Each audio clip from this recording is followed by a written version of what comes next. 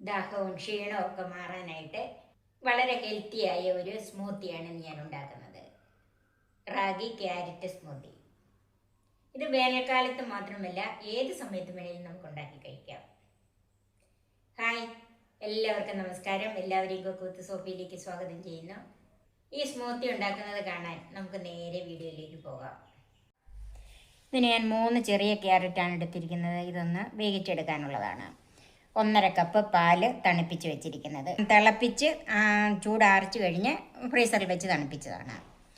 2 table spoon ragi powder, ഒരു 6 ഈന്തപ്പഴം എടുത്തിട്ടുണ്ട്, ഒരു 10-20 കശുവണ്ടി, 1/2 കപ്പോളം ശർക്കര, ഇത് ഡെക്കറേറ്റ് ചെയ്യാനായിട്ടാണ് കുറച്ച് പിസ്താഷ്യം എടുത്തിരിക്കുന്നത്, പിന്നെ ഒരു 1/4 കപ്പ് തേൻ.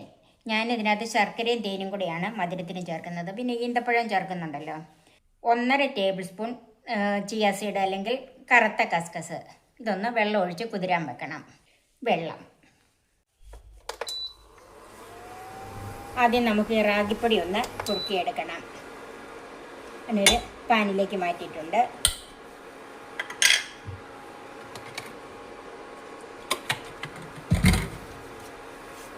കുറച്ച് വെള്ളം ഒഴിച്ചതൊന്ന് കലക്കിയെടുക്കാം. ഇപ്പോൾ ഈ റാഗിപ്പൊടി ഒന്ന് കലക്കി എടുത്തിട്ടുണ്ട്.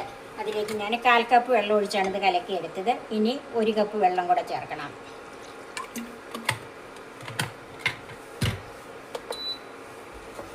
ഇനി ഇത് ലോ ടു മീഡിയം ഫ്ലെയിമിൽ വെച്ച് കരിഞ്ഞു പോകാതെ നന്നായിട്ട് ഇളക്കി കുറുക്കിയെടുക്കണം. റാഗിപ്പൊടി ഒന്ന് വേഗവും വേണം, അതുകൊണ്ടാണ് ലോ ടു മീഡിയം ഫ്ലെയിം എന്ന് പറഞ്ഞത്.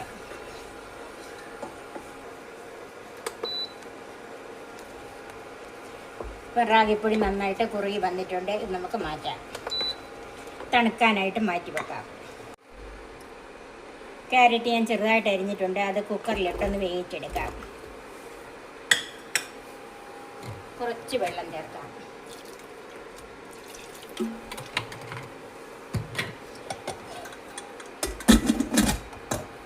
ഇത് മീഡിയം ഫ്ലെയിമിൽ 3 വിസിൽ.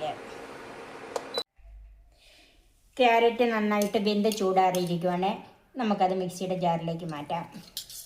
ഇതിൻ്റെ അകത്ത് കാര്യമായിട്ട് വെള്ളമില്ല. ഇത് വെന്ത വെള്ളമായതുകൊണ്ട് അല്പം വെള്ളം ഉള്ളതും കൂടെ അങ്ങ് ചേർക്കുക.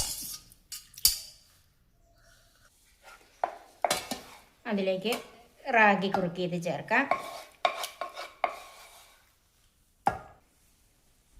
അതിലേക്ക് ശർക്കര,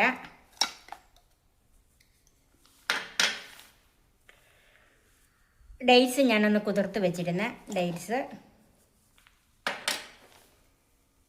കശുവണ്ടി, കുറച്ച് പാലും കൂടെ ചേർത്ത് അരയ്ക്കാം.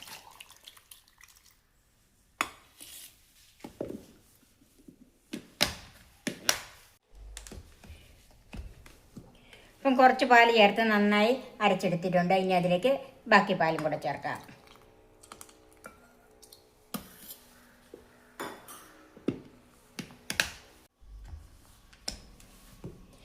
പാലും ചേർത്ത് നന്നായിട്ട് അരച്ചെടുത്തിട്ടുണ്ട്.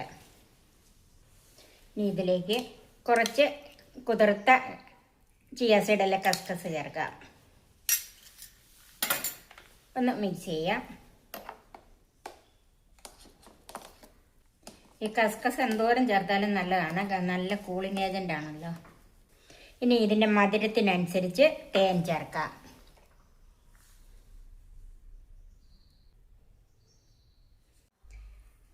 ഞാൻ ആ തേൻ മുഴുവൻ ചേർത്തിട്ടുണ്ട്. നന്നായിട്ടൊന്ന് മിക്സ് ചെയ്യാം.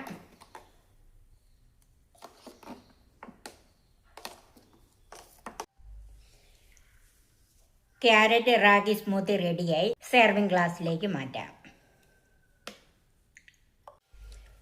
അല്പം ചിയ സീഡ് മുകളിലിട്ട് കൊടുക്കാം. ക്രഷ് ചെയ്ത് വെച്ചിരിക്കുന്ന പിസ്താഷ്യം കൊണ്ടൊന്ന് ഗാർണിഷ് ചെയ്യാം. ഇതേത് കാലാവസ്ഥയിലും നമുക്ക് കുടിക്കാൻ പറ്റിയതാണ്. കുഞ്ഞുങ്ങൾക്ക് മുതിർന്നവർക്കും എല്ലാവർക്കും ഇഷ്ടപ്പെടും. അതുപോലെ ഹെൽത്തിയുമാണ്. തീർച്ചയായിട്ടും നിങ്ങളൊന്ന് ഉണ്ടാക്കി നോക്കണം.